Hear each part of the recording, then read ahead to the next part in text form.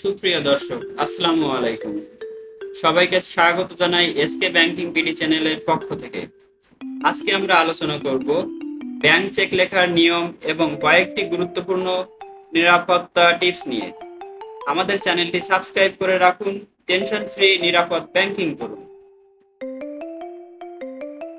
আপনার রাতের ঘুম হারাম করতে না চাইলে বা নিশ্চিন্ত মনে যে কোনো কাজ করতে চাইলে এবং সমূহ বিপদ এড়াতে ভিডিওটি দেখে রাখুন। প্রথমে চেকের কয়েকটি সেকশন সম্পর্কে আমরা একটু জেনে নিই। এখানে 1 নম্বর সেকশনে আপনার ব্যাংকের লোগো এবং নাম দেওয়া থাকবে এবং উপরে ডান সাইডে কোনায় 2 নম্বর সেকশনে চেকের নাম্বার দেওয়া থাকে। তার নিচে আপনাকে চেকের ডেট লিখতে হয়। চেকের ডেটটি ডে, মান্থ, ইয়ার এই ফরম্যাটে লিখতে হয়। 3 নম্বর সেকশনের পে টু এর জায়গায় যাকে চেকটি দিবেন তার নাম লিখে দিবেন এবং দ্য সাম অফ টাকা এর জায়গায় যত টাকা প্রদান করবেন সেই ফিগারটি কথায় লিখে দিবেন এবং 4 নম্বর সেকশনে ফিগারটি অঙ্কে লিখে দিবেন।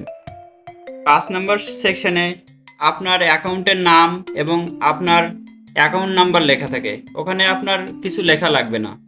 এবং 6 নম্বর সেকশনে সাইন অ্যাবভ দিস লাইন এর উপরে আপনাকে স্বাক্ষর করতে হবে এবং খেয়াল রাখবেন স্বাক্ষরটি যেন আপনার ব্যাংকের স্বাক্ষরের সাথে মিল থাকে।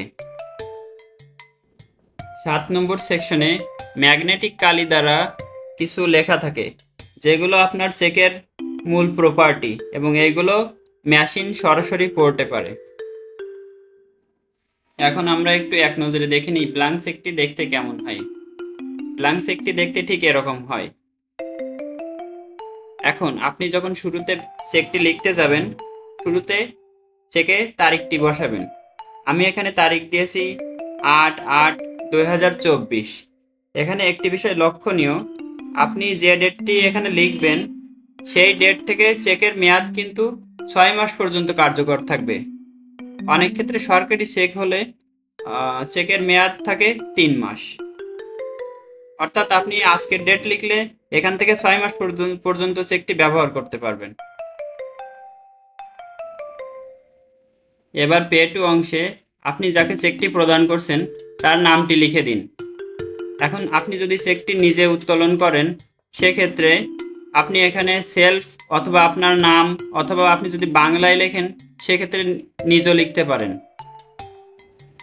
এখানে একটি বিষয় লক্ষণীয়, আপনি যদি চান চেকটি কারো অ্যাকাউন্টে জমা হবে সেক্ষেত্রে পে টু এর জায়গায় সরাসরি তার নামটি লিখুন এবং লেখার ক্ষেত্রে খেয়াল রাখতে হবে এই নামটি যেন তার অ্যাকাউন্টে যে নাম দেওয়া আছে অর্থাৎ অ্যাকাউন্টের যে শিরোনাম তার সাথে যেন মিল থাকে।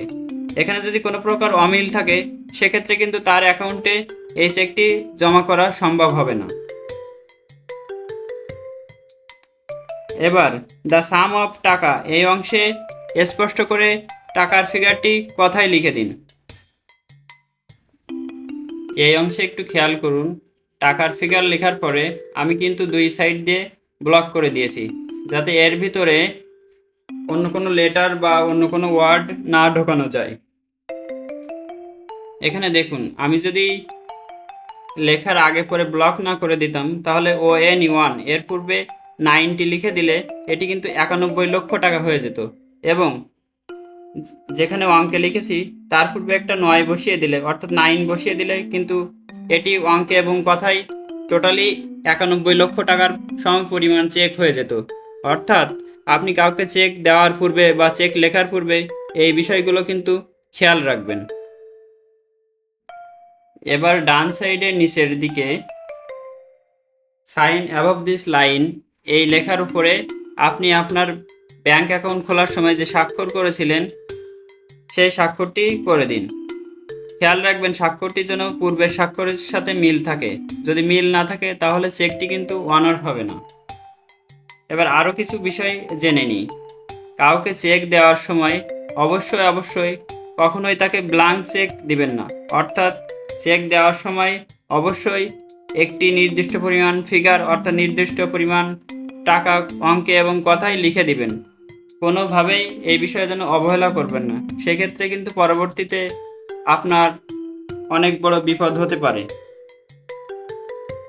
এছাড়া চেক লিখতে গিয়ে যদি কোনো কাটাকাটি হয় সেক্ষেত্রে সেই পুরো লেখাটি, পুরো লাইনটি এক দাগ দিয়ে কেটে দিন এবং নিচে বা উপরে যেখানে জায়গা আছে সেখানে স্পষ্ট করে লিখে আপনার ব্যাংকের পূর্ণ স্বাক্ষরটি আবার সেখানে করে দিন। এবং চেক লেখার সময় অবশ্যই খেয়াল রাখবেন যেন কাটাকাটি না হয়। কোথাও যদি কাটাকাটি হয় সেক্ষেত্রে কিন্তু আপনাকে স্পষ্ট করে লিখে অবশ্যই পূর্ণ স্বাক্ষর করতে হবে।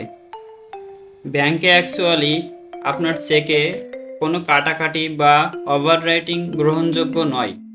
এছাড়া আরেকটি বিষয় হলো, আপনি যদি চেকটি বাংলায় লেখেন তাহলে সম্পূর্ণ চেকটি বাংলাতেই লিখতে হবে এবং আপনি ইংলিশে লিখলে সম্পূর্ণ চেকটি ইংলিশে লিখতে হবে। এখানে দুটি ভাষা সাধারণত গ্রহণযোগ্য নয়। ভিডিওটি ভালো লাগলে অবশ্যই লাইক, কমেন্ট, শেয়ার করবেন এবং আরও বিস্তারিত জানতে আমাদের চ্যানেলটি সাবস্ক্রাইব করে আমাদের সাথে থাকুন। ভিডিওটি দেখার জন্য আপনাদেরকে অসংখ্য ধন্যবাদ। আল্লাহ হাফেজ।